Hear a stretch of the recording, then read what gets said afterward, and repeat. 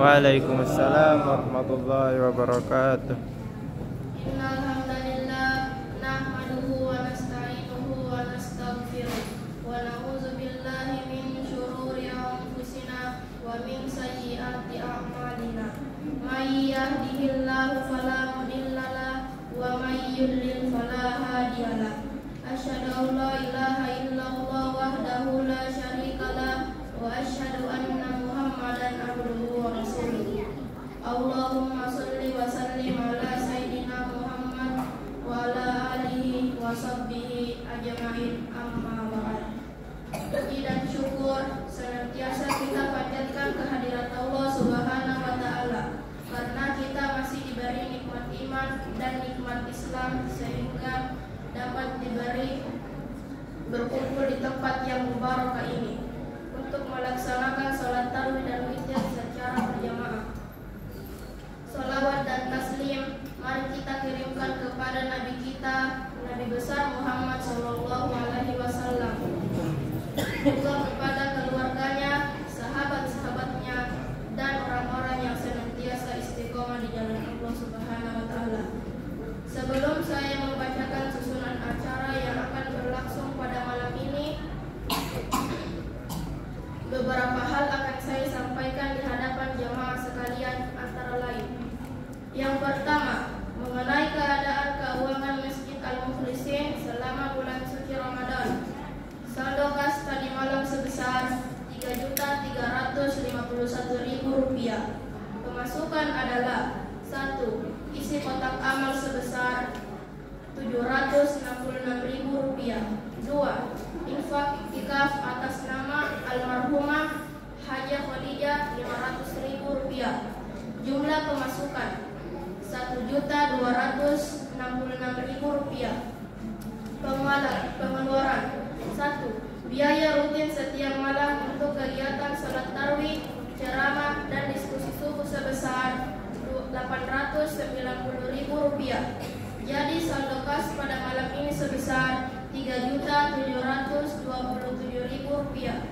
Selanjutnya, mengenai nama-nama pembawa sajian berbuka untuk besok hari Jumat 15 Maret 2024, antara lain: 1. Haja Nurhana Jufri. 2. Haja Masa Andi Amborape. 3. Nyonya Martini. 4. Haja Anna Syahril. 5. Daeng Mania. 6. Daeng Mantang. 7. Nyonya Abdul Rasyad. 8. Nyonya Maulia. 9. Risma. Kepada jemaah yang telah membawa sajian berbuka puasa, yang mengisi kotak amal, dan yang berinfak, kami dari Panitia Amalia Ramadan mengucapkan terima kasih banyak. Semoga Allah Subhanahu wa taala membalasnya dengan pahala yang berlipat ganda dan rezeki, dan dimudahkan rezekinya. Amin ya rabbal alamin. Selanjutnya, susunan acara yang akan berlangsung pada malam ini yaitu: pertama, hafzil Al-Quran yang akan dibawakan oleh Hanifah. Kedua, ceramah tarawih yang akan dibawakan oleh Bapak Al-Ustaz Kiai Haji Saifuddin Rasim. Ketiga, sholawat dan witir secara berjamaah. Sholat tarawih dan witir secara berjamaah. Dan untuk ceramah subuh besok akan dibawakan oleh Al-Ustaz Abdul Ghafur Temarhut SPDI. Demikianlah susunan acara pada malam ini yang insya Allah akan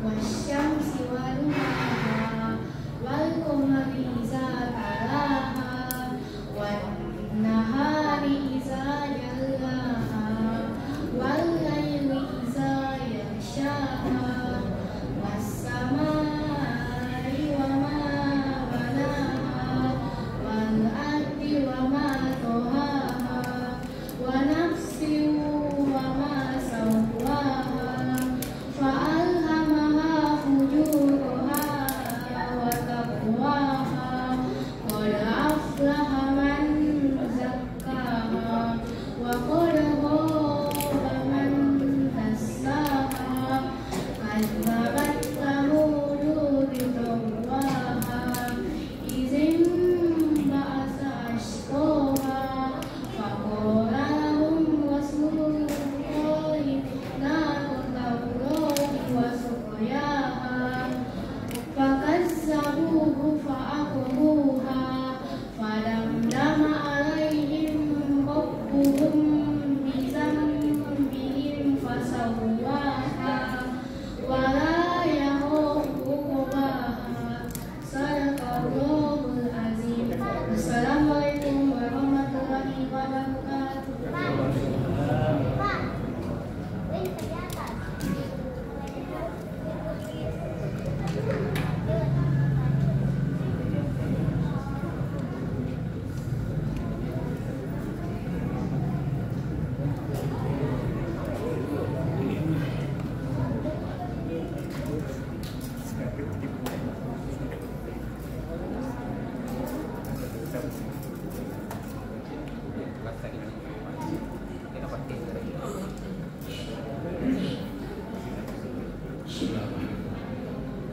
Assalamualaikum warahmatullahi wabarakatuh.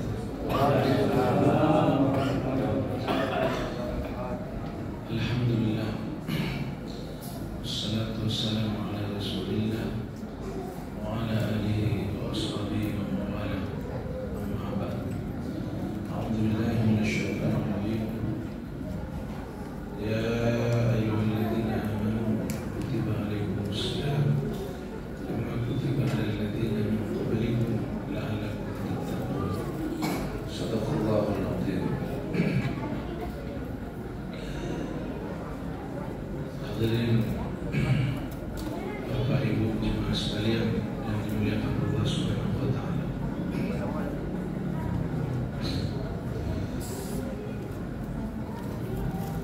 Kehidupan dunia ini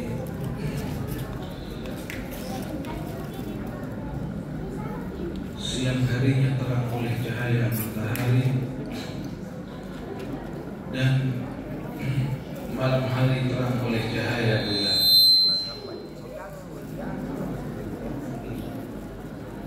Bayangkan Bapak Ibu sekalian, seandainya Allah Subhanahu wa taala tidak ciptakan yang namanya matahari dan bulan, barangkali dunia akan ada dalam kegelapan. Makna lain kegelapan hadirin yang dimuliakan Allah Subhanahu wa taala adalah siksaan atau penderitaan. Hadirin jemaah yang dimuliakan Allah Subhanahu wa taala, ini kehidupan dunia adalah gambaran kehidupan akhirat. Kelak di akhirat hadirin yang dimuliakan Allah Subhanahu wa taala, akan ada dua kegelapan, yaitu kegelapan saat kita dikubur dan kegelapan saat kita di hari kiamat. Oleh karenanya hadirin yang dimuliakan Allah Subhanahu wa taala, saking karena sayangnya Allah Subhanahu wa taala kepada ini umat, di mana umat yang disayang ini tidak akan Allah biarkan ia ada dalam kegelapan di kubur, atau mereka akan ada dalam kegelapan di mahsyar atau di akhirat nanti. Allah Subhanahu wa ta'ala tidak akan biarkan umat ini tersiksa di kubur, dan Allah Subhanahu wa ta'ala tidak akan biarkan tersiksa nanti di mahsyar. Oleh karenanya Allah Subhanahu wa ta'ala berikan dua cahaya hati agar menjadi penerang di kubur dan akan menjadi penerang kelak di hari kiamat. Ini sebagaimana yang dikatakan oleh Allah Subhanahu wa ta'ala kepada Nabi Musa kalimullah. Inni a'taitu ummata Muhammad, ya Musa, sesungguhnya aku telah berikan kepada umat Muhammad nuran, yaitu dua cahaya. Likai la yakurrahum tulmatan, agar apa? Agar umat ini ia tidak mendapatkan bahaya kelak di, atau umat ini tidak akan mendapatkan dua kegelapan, atau dua kegelapan tidak akan membuat umat ini dalam bahaya. Ini telah diberitakan dalam kitab Taurat atau kepada nabi dan umat sebelumnya. Bahkan dalam kitab-kitab sebelumnya lagi. Maka Nabi Musa kalimullah, yaitu nabi yang Allah berikan kelebihan berbicara langsung dengan Allah sehingga disebut Musa kalimullah, bertanya kepada Nabi Musa kepada Allah, ya Rabb, dua cahaya yang dimaksud apa dan dua kegelapan yang dimaksud ini apa? Maka Allah Subhanahu wa ta'ala katakan, dua cahaya adalah nurul Ramadan wa nurul Quran, adalah cahaya bulan Ramadan dan cahaya Al-Quran. Sedangkan dua kegelapan adalah kegelapan fil qabri wa dhulmun fi yaumil qiyamah, dan yang kedua adalah kegelapan di hari kiamat. Jadi hadirin yang dimuliakan Allah Subhanahu wa ta'ala, kita ini bersyukur menjadi umat daripada baginda Nabi Muhammad sallallahu alaihi wasallam. Dari 11 bulan yang kita lalui hadirin, ini tidaklah mudah. Setiap kita bahkan senantiasa berdoa, belighna Ramadan ya Allah, sampaikan kami dengan bulan Ramadan. Jika lewat bulan Ramadan, maka biasa doa yang kita lakukan, ya Allah, atau kalau berpisahan dengan bulan Ramadan, selalu kita minta kepada Allah, ya Allah, sampaikan lagi, pertemukan lagi kami dengan bulan Ramadan. Tapi ternyata sebulan kemudian meninggal hadir, atau 2 bulan kemudian meninggal. Andaikan mereka ditanya hari ini yang ada di kubur hadirin, maka dia akan minta apapun bayarannya, apapun yang dia miliki kalau bisa, agar sampai kepada bulan Ramadan lagi, pasti dia akan berikan. Tapi itulah ketentuan Allah. Maka bersyukur hadirin, dengan syukur yang tiada batas, Allah Subhanahu wa ta'ala takdirkan kita sampai lagi di bulan Ramadan, bulan yang penuh dengan rahmah, bulan di mana Allah panggil malaikat-malaikatnya, malaikat surga, kau buka pintu surga, malaikat penjaga neraka, kamu tutup neraka, malaikat katibin pencatat nyawa, catat amal-amal kebaikan daripada umat Muhammad ini. Maka banyak malaikat kemudian diminta, doakan umat Muhammad. Hadirin yang dimuliakan Allah Subhanahu wa ta'ala, maka kalaulah Rasulullah SAW satu ketika panggil sahabat-sahabat mendekat kemari, ada apa ya Rasulullah? Rasulullah katakan amin. Di antaranya ketika ditanya, tadi Jibril datang berjumpa dengan saya dan mengatakan bahwa dalam adraka Ramadan falam yughfar lahu, celaka orang yang mendapati bulan Ramadan tapi dosa-dosanya tidak diampuni oleh Allah Subhanahu wa ta'ala. Maksudnya ia telah sia-siakan bulan Ramadan. Padahal gembira saja menyambut kedatangan bulan Ramadan, marhaban ya Ramadan, gembira artinya. Boleh jadi ia termasuk yang dikatakan oleh hadis Nabi, "Mampaliha biladab bidukhuli Ramadan, haramallahu jasadahu 'anil niran." Yang bergembira dengan masuknya atau berdapatnya berjumpa dengan bulan Ramadan, haram jasadnya dibakar oleh api neraka. Duduk dalam pengajian atau datang di bulan Ramadan untuk dengarkan ceramah pengajian, setiap langkahnya Allah Subhanahu wa taala akan tulis baginya sebagaimana orang ibadah 1 tahun hadirin setiap langkah. Belum lagi dia jaga sholat berjamaahnya dan ditambah dengan amalan-amalan lainnya. Dalam hadis yang lain, 1 sunnahnya senilai dengan fardu di bulan lainnya. 1 fardunya sebanding dengan 60 fardu di bulan lainnya. Ini kemuliaan hadirin. Oleh karenanya hadirin yang dimuliakan Allah Subhanahu wa taala, ini masih awal daripada Ramadan. Maka penting kiranya dalam waktu ceramah yang singkat ini saya ingatkan. Ini dianjurkan hadirin agar penceramah di awal-awal ini mengingatkan apa kira-kira yang diperintah atau yang difardukan yang menjadi rukun kita dalam puasa, atau apa kira-kira yang dilarang yang akan menjadikan puasa kita batal, atau apa saja yang disunnahkan, yang dianjurkan, yang dimakruhkan, atau apa saja yang membuat kita capek, kita lapar, kita haus, tetapi tidak mendapatkan apa-apa hadirin dari puasanya kecuali hanya sekedar capek dan haus. Maka penting diingatkan, hendaknya kita tahu pertama 2 rukun hadirin. Yang satu diperintah, yang satunya larangan. Apa itu perintahnya? Hendaknya dalam setiap kali puasa kita niat. Kalau tidak niat tidak sah hadirin.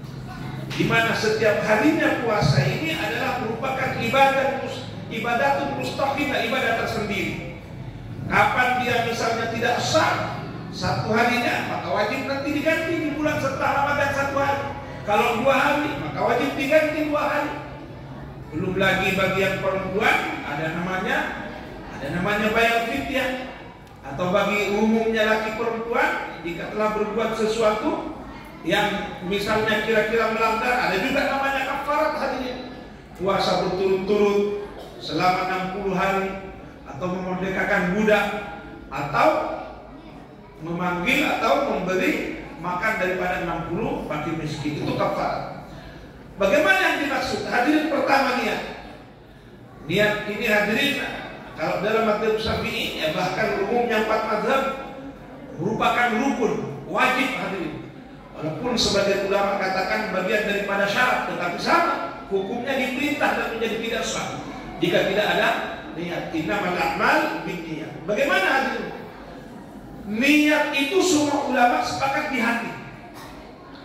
Kalau diucapkan dengan lisan dalam mazhab Syafi'i itu disunnahkan, dapat pahala tinggi. Liusa'idal qalba, untuk membantu hati. Liusabbital qalba, untuk menetapkan apa yang ada di hati. Tasbiti ma fil qalbi. Ya. Apa yang diniatkan? Begini hadirin. Sempurnanya niat setiap malam kita ucapkan nawaitu shauma ghadin an adha'i fardhi ramadhani, atau fardhi syahri ramadhani hadis sanati lillahi ta'ala. Ini ucapannya. Kalau kita tidak hafal tidak perlu ucapkan ini. Kalau hafal silahkan. Setidaknya dia katakan nawaitu shauma ghadin, nawaitu shauma ramadan. Ini setidaknya lillahi ta'ala, atau nawaitu shauma ghadin an adha'i ramadan lillahi ta'ala. Kalau sempurnanya nawaitu shauma ghadin an adha'i fardhi syahri ramadhani hadis sanati lillahi ta'ala, atau ihtisab iman dan wahtisaban lillahi ta'ala. Nah, kalau bahasa Indonesianya kita ucapkan dalam hati kita begini hadirin. Saya berniat puasa besok, puasa Ramadan karena Allah Ta'ala. Nah, ini setidaknya kita katakan begini. Atau saya niat berpuasa Ramadan besok karena Allah Ta'ala. Ini juga sudah sah. Saya niat berpuasa Ramadan besok karena Allah Ta'ala. Kalau yang panjang lebih afdalnya saya niat berniat puasa besok karena menunaikan puasa fardu Ramadan di tahun ini karena Allah Ta'ala. Ini niat dalam hati. Jadi kalau ada orang yang mengatakan nawaitu shomaka dengan ada ifati syahri Ramadan ya bismillahirrahmanirrahim Ta'ala, kemudian tidak ada niat dalam hati, maka itu tidak sah. Semua ulama sepakat. Jadi harus dalam hati. Dan syarat daripada niat ini ada dua, harus tabyid dan ta'yin. Apa itu tabyid? Yaitu bainal maghrib wa tulu'il fajr, antara masuknya waktu maghrib dan sebelum munculnya fajar atau adzan subuh. Artinya begitu masuk maghrib silahkan ditandai dengan adzan, silahkan kalau mau niat. Ya, barusan niat boleh, sebentar niat boleh. Yang penting belum waktu adzan. Kalau sudah adzan tidak sah. Sudah adzan baru kita berniat tidak sah. Dan repotnya hadirin, tidak sah puasanya bukan berarti boleh makan. Tetap diharamkan makan, minum, dan bersetubuh dengan istri. Tapi wajib setelah Ramadan dia mengqadha puasa. Ini repotnya. Berbeda dengan yang dibolehkan, seperti orang haid, nifas, melahirkan, nah itu silakan. Atau yang dalam perjalanan itu boleh makan. Tapi yang lupa niat, tetap diharamkan makan minum.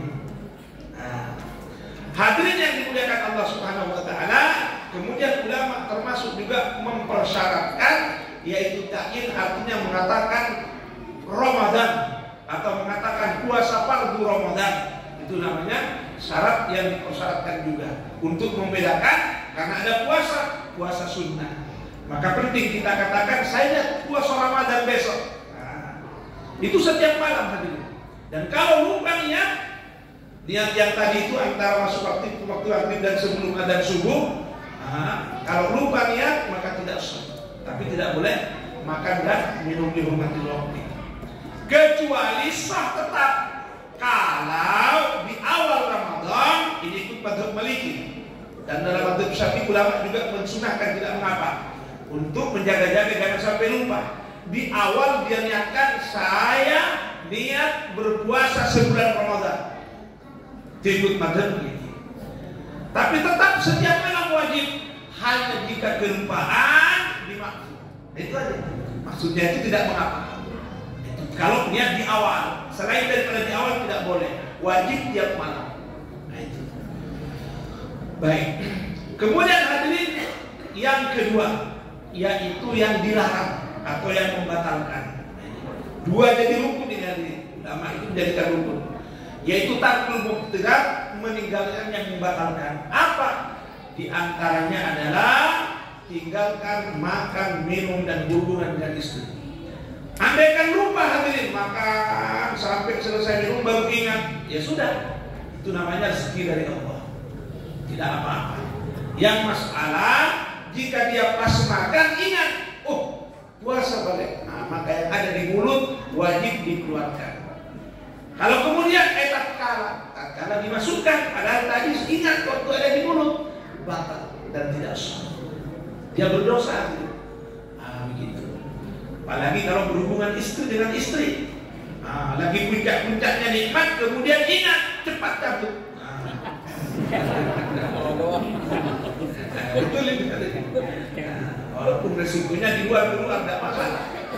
Nikmat juga, karena sudah terpaksa kan. Yang bagus itu kalau lupa hadirin sampai selesai tidak apa-apa. Nikmat dari Allah. Karena manusia kan, semua yang lupa itu hadirin tidak terkena hukuman.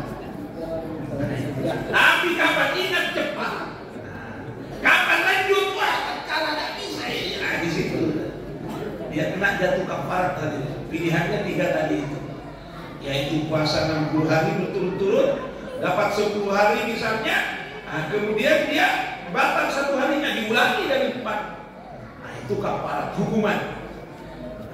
Gitu.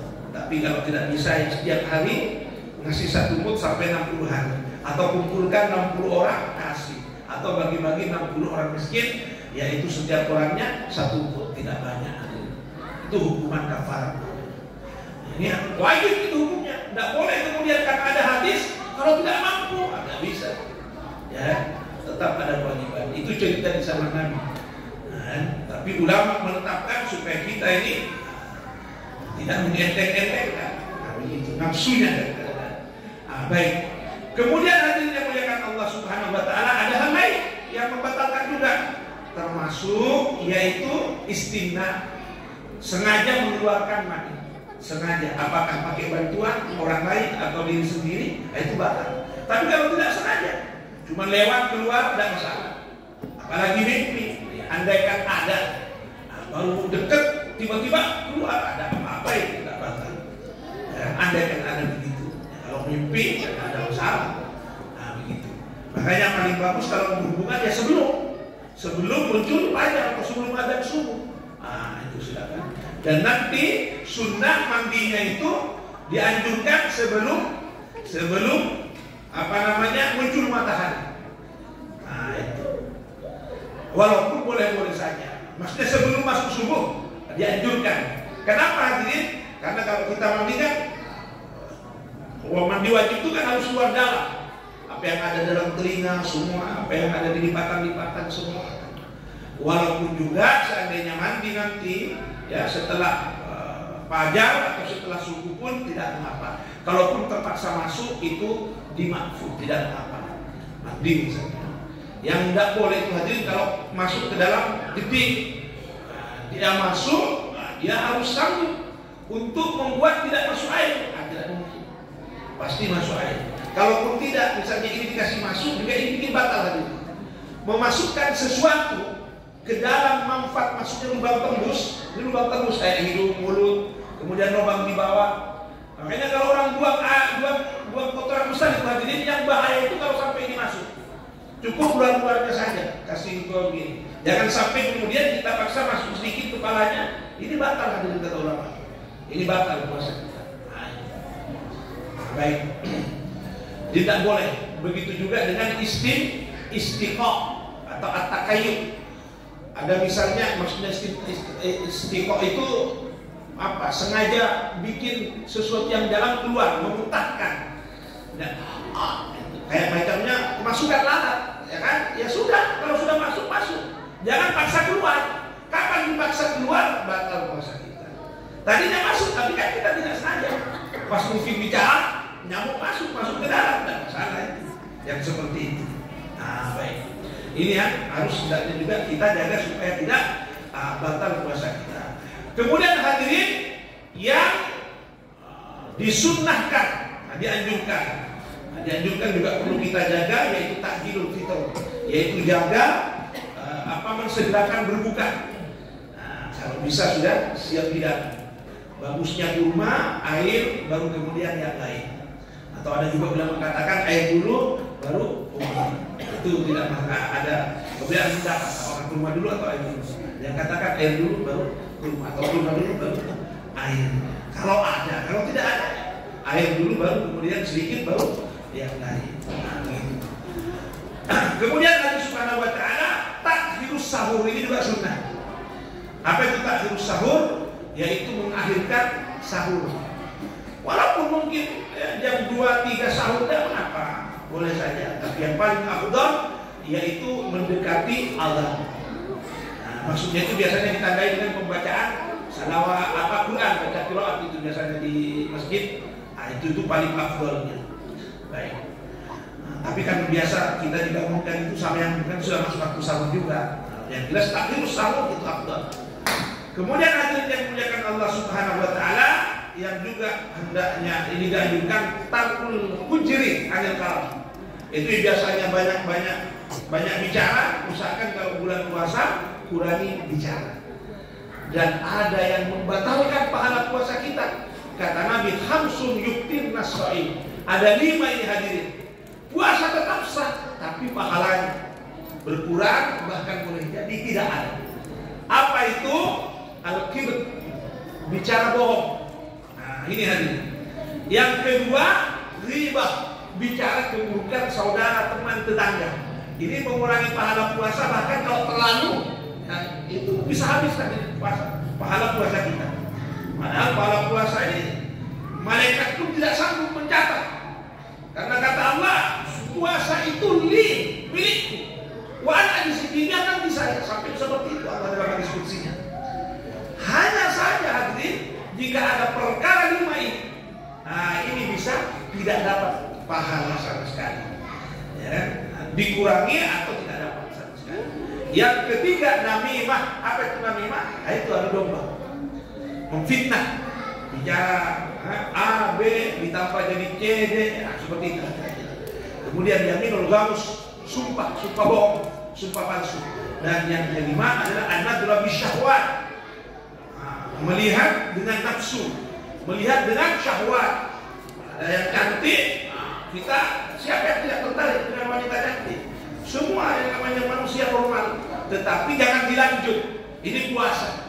Ini puasa. Termasuk mau bertengkar misalnya, jangan lawan. Katakan saya puasa. Kapan-kapan mungkin, tapi sekarang saya puasa. Nah seperti itu hadirin. Di antara perkara yang bisa menghilangkan daripada pahala puasa kita.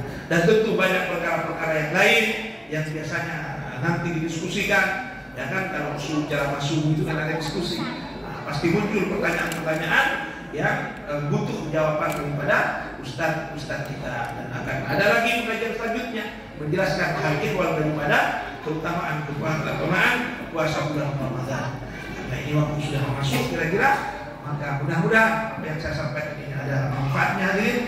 Wallahul muwaffiq. Wassalamualaikum warahmatullahi wabarakatuh.